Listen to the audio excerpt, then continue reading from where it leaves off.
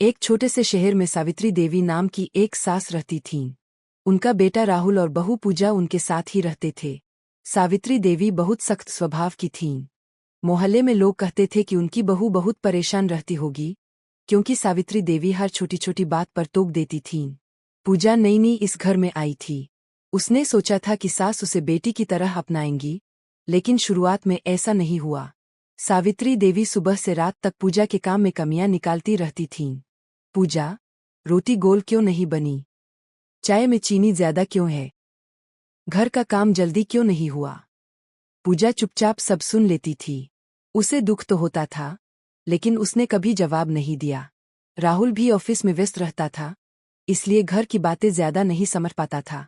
मोहल्ले की औरतें भी अक्सर पूजा से कहती, तुम्हारी सास बहुत सख्त है, तुम कैसे सह लेती हो? पूजा बस मुस्कुरा देती और कहती, वो मेरी सास ही नहीं, मेरी माँ जैसी है। एक दिन आप सबको समझ आएगा। धीरे धीरे समय बीतता गया। पूजा ने घर की हर जिम्मेदारी पूरी ईमानदारी से निभाई, लेकिन सावित्री देवी का व्यवहार ज्यादा नहीं बदला। फिर एक दिन 8 मार्च, यानी इंटरनेशनल वुमेन्स डे आने वाला था। पूजा ने चुपचाप एक योजना बनाई। उसने मोहल्ले की सभी महिलाओं को अपने घर पर बुलाया और कहा कि इस बार महिला दिवस पर एक छोटा सा कार्यक्रम होगा। सभी लोग उत्साहित हो गए। महिला दिवस के दिन घर सजाया गया। मोहल्ले की महिलाएं, कुछ बच्चे और राहुल भी वहां मौजूद थे। लेकिन सावित्री देवी को समझ नहीं आ रहा था कि यह सब क्या हो रहा है। कार्यक्रम शुरू हुआ। पूजा ने माइक लिया और बोलना शुरू किया। आज महिला दिवस है। आज मैं उस महिला के बारे में बताना चाहती हूँ जिसने मुझे जिंदगी की सबसे बड़ी सीख दी। सभी लोग ध्यान से सुनने लगे। पूजा ने आगे कहा, मेरी सास सावित्री देवी। शायद आप सबको लगता है कि वो बहुत सख्त है, लेकिन आप नहीं जानते कि उन्होंने अपनी जिंदगी में कितनी मुश्किलें झेली है। अब सावित्री देवी भी हैरान होकर पूजा की तरफ देखने लगीं।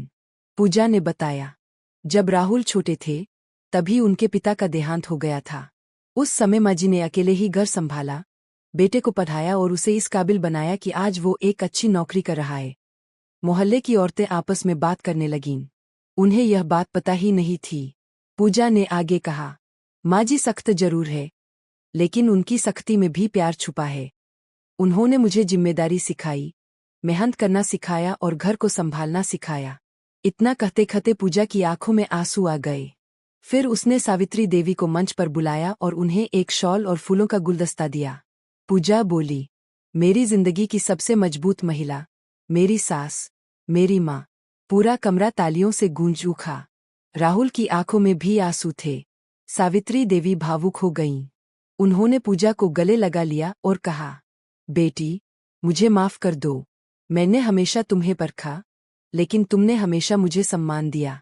पूजा मुस्कुराई और बोली, माँ, सास और बहू का रिश्ता अगर समझ और सम्मान से भरा हो, तो वही घर स्वर्ग बन जाता है। उस दिन के बाद सावित्री देवी का व्यवहार बदल गया। अब वो पूजा को बहू नहीं, अपनी बेटी मानने लगीं। मोहल्ले के लोग भी कहते थे, सास बहू का ऐसा रिश्ता बहुत कम देखने को मिलता है। और इस तरह महिला दिवस के दिन एक बहू ने अपनी सास की असली ताकत पूरी दुनिया के सामने ला दी। सीख, रिश्तों में प्यार और